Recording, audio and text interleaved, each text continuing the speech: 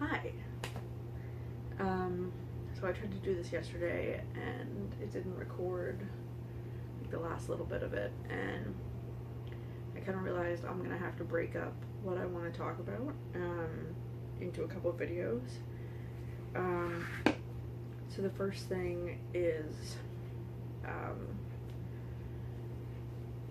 I'm feeling really pretty anxious about my upcoming trip.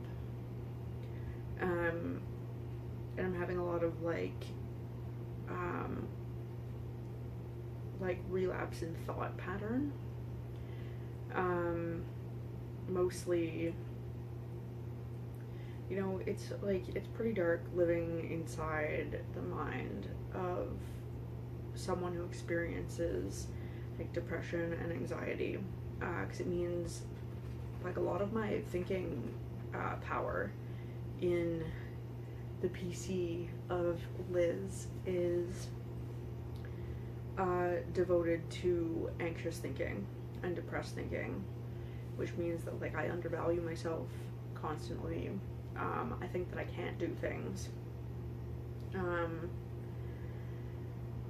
you know, one of the most powerful tools that I've discovered through learning how to deal with my patterns of thinking is, you know, if an anxious or depressed thought arrives in my mind, which could be anything from like I can't do this or I need to get out of here to, you know, like I just want to die, is to combat it with like my own thought, because I do separate myself from my thinking disorders. I note that, you know, if true Liz, higher Liz, is the one speaking to you right now, then, you know, I, not really jokingly, but like really do believe that it's not really a part of me, because this is me right now. And, you know, I don't have any thoughts in my brain right now that tell me that I shouldn't be doing what I am doing. And if I do, I like to battle them by saying things out loud and to myself. Because somehow when you say it out loud, it becomes more powerful than the thought that's in your head. So if the thought is, you know, I can't do this, I calmly say to myself, like, yes, you can. And here's how you're going to do it. If I know how. If I don't know how, it's yes, you can, and we're going to figure out how to do it. My life is a mess right now. I don't know if any of this stuff is being picked up on video that's around me right now, but I'm doing like a huge cleanse in my apartment. I've been throwing out garbage bag after garbage bag. 80% of it is recycling. The other 20% are things that I can't recycle, which hurts my heart a little bit. But, you know, it's just time. It's just time to get rid of these things. Like, as simple as cleaning out my sock drawer today, which was arduous. It was, like, not a fun activity. But if, like, a sock doesn't have a friend, why am I keeping it?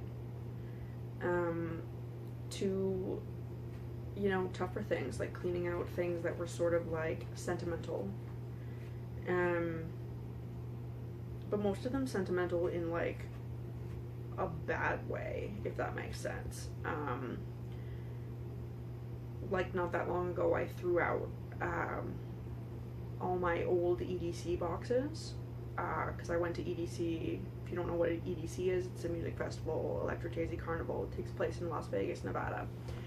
But I went to EDC like 4 years with my ex. And I realized one day, after having a tough conversation with someone that I guess he was like romantically pursuing, and they reached out to me, was that I was holding on to these boxes thinking that one day they would bring me joy, like one day the memory wouldn't be so sour. And the reality is like that's never going to happen. It's always going to be a painful memory, and holding space in my life for these painful memories and like having an active trigger in my house for this memory is like not conducive to the life that I want to live today. So there's like a lot going on between cleaning and like preparing for my trip. But I'm also very conscious that a lot of the thoughts that I am experiencing right now are a direct result of me going on this trip. Some of the like insecurity, the hi Muffin, the anxious thinking, the depressed thought, are all coming up because I, on some level, apparently don't believe that this is the path, even though like conscious mind and spiritual body are very aware that this is the path. Like, there's a reason why I keep getting called to Peru. There's a reason for all of it, and most of the anxious thinking is the reality that this reason is on its way to being realized. And like that's kind of terrifying for someone who has undervalued themselves for the entirety of their life. To have that thought set in as an actual thing, an actual, concept that's going to manifest itself is pretty terrifying. I did not realize until, I honestly think this year, that I have healing qualities, that I have the ability to help other people, and that it goes above and beyond,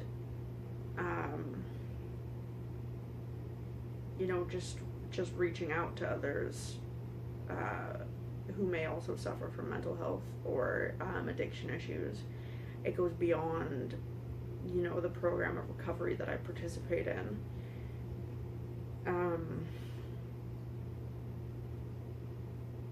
And this is all uncharted territory, and of course, like, that brings about anxieties. Of course, like, I'm freaking out a little bit. Like, of course I am. Like, it all makes sense when you say it out loud, but, the squirrels running around in my head,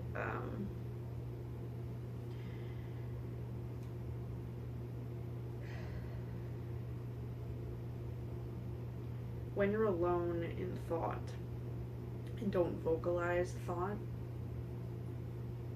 especially when it's, those squirrels running around, it very quickly becomes unmanageable. Very quickly your thinking can spiral from 0 to 100. And I guess, this is still something that I'm working on. Despite the fact that people I know look to me as a source of light and hope, and like, I don't have it all together, and like maybe I never will, because as I said to someone earlier today, I am in this like mental health group on Facebook, and someone posted a comment that said, what was the thing that broke you? And like, even a couple years ago, I could have come up with a number of reasons why I was broken. And I think over the last year, it's just really set in for me that, like, I was never broken. Ever. Because broken means you're useless. Broken means you're out of service. Broken means you've given up. And one of the things I've realized is that, like, anyone who has felt broken in their life and is still surviving, like, you're a warrior. And part of the thing that allows you to continue this script in your head of I'm broken is the fact that you believe that you are broken. And coming to the other side of that and realizing that, you know, if I just adjust my thought patterns, if I just adjust my thinking and tell myself that I'm not broken, I'm not broken, I'm not broken, on a daily basis for as long as it takes to rewire that thought, then suddenly I'm not. Suddenly I never have been. And that was just a pretty cool thing to vocalize in that group, even if only like a couple people read it. And that to me is like crazy. Crazy, like when you put your mind to something, when you put your mind to healing, like how far you can get. And like the road is still going. There's no end in sight to the healing that's taking place in my life, and that's pretty crazy. It's pretty beautiful. And I really did want to make a video sharing more about my ayahuasca stories before I dive too deeply into San Pedro and not forget all about ayahuasca, but, you know, get a little sidetracked from the stories of my past, and the stories of my healing that I did in the Amazon. So I guess that that's something I'll film a little bit later and get up online for people, because I think they're pretty cool. They're really dark, and in my experience, like most of the other people that I was in the jungle with all sort of had like super beautiful, enlightening, like, oh, the cosmos swirled before me kind of things, and like mine are just like darkness, and you know, having come to the other side of that darkness, I think is pretty cool. So, you know, that's gonna be the next thing I tackle probably later tonight, because I am having a bit of a mental health day today. So yeah, with that, stay woke, and I encourage you to pinch yourself, make sure you're not dreaming. All right.